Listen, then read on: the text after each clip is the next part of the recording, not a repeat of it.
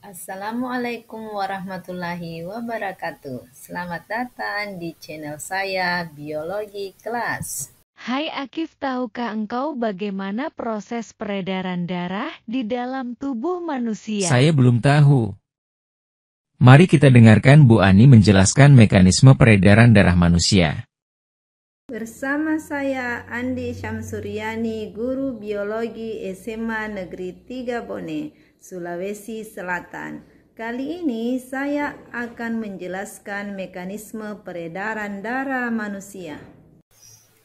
Materi sebelumnya saya sudah paparkan mengenai pembuluh darah dan mekanisme kerja jantung. Baik, siswa-siswiku, siapa yang tahu ada berapa peredaran darah pada manusia? Peredaran darah manusia terbagi atas dua macam, yaitu 1. Peredaran darah kecil atau dengan nama lain pulmonal. 2. Peredaran darah besar atau dengan nama lain sistemik. Rute peredaran darah kecil, darah dari jantung ke paru-paru dan kembali ke jantung. Rute peredaran darah besar, darah dari jantung ke seluruh tubuh dan kembali ke jantung. Mari perhatikan skema peredaran darah kecil dan peredaran darah besar.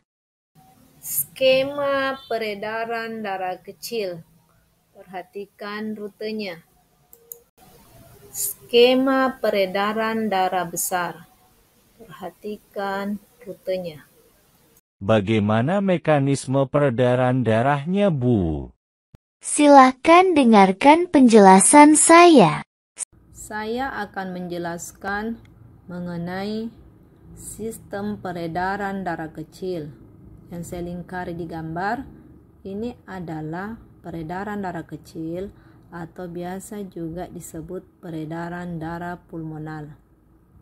Kita sudah ketahui secara bersama bahwa sistem peredaran darah kecil rutenya itu darah dari jantung dipompa ke paru-paru, kemudian masuk ke jantung kembali. Nah, seperti apa mekanisme peredaran darah kecil? Nah, ini adalah vena cava superior dan yang ini adalah vena cava inferior. Jadi sampah sisa metabolisme yang berupa karbon dioksida yang berada di dalam darah itu mengalir masuk ke dalam jantung melalui vena cava superior dan vena cava inferior.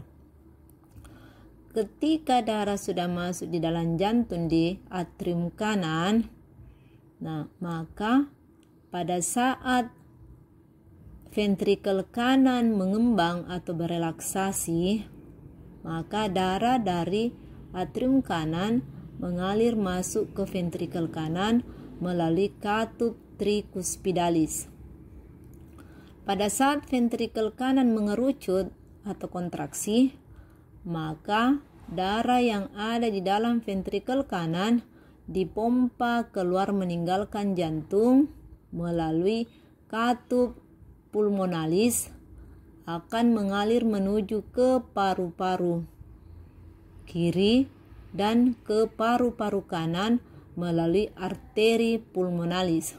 Jadi ketika darah sudah sampai di paru-paru kiri maupun di paru-paru kanan, maka darah melepaskan karbon dioksida. Kemudian darah mengambil oksigen yang berasal dari saluran pernafasan. Darah yang banyak mengandung oksigen ini kembali mengalir masuk ke jantung. Begitu pula yang berada di paru-paru kanan melepaskan juga tadi CO2 dan mengambil O2 kemudian mengalir masuk ke jantung di bagian atrium kiri. Itulah mekanisme peredaran darah kecil. Saya akan menjelaskan peredaran darah besar. Jadi yang saya lingkari di gambar ini adalah peredaran darah besar atau biasa juga disebut peredaran darah sistemik. Nah, rutenya yang kita sudah pelajari di slide sebelumnya, bahwa darah dari jantung dipompa keluar ke seluruh tubuh bagian atas dan tubuh bagian bawah, kemudian kembali masuk ke jantung. Nah, seperti apa mekanismenya? Nah, jadi peredaran darah besar itu merupakan kelanjutan dari peredaran darah kecil. Nah, tadi darah yang banyak mengandung oksigen yang berasal dari paru-paru, baik paru-paru kiri maupun paru-paru kanan, melalui vena pulmonalis dari paru-paru kiri dan vena pulmonalis dari paru-paru kanan akan masuk ke dalam jantung di bagian atrium kiri. Darah yang banyak mengandung oksigen di atrium kiri akan mengalir masuk ke ventrikel kiri pada saat ventrikel kiri mengembang atau relaksasi melalui katup bicuspidalis. Setelah berada di ventrikel kiri, maka ventrikel kiri akan mengerucut atau kontraksi sehingga darah dipompa keluar dari ventrikel kiri melalui katup aorta menuju ke seluruh tubuh, baik tubuh bagian atas maupun tubuh di bagian bawah. Ketika sampai di tubuh, jaringan tubuh bagian atas maupun bagian bawah, maka darah yang tadi banyak mengandung oksigen dilepaskan.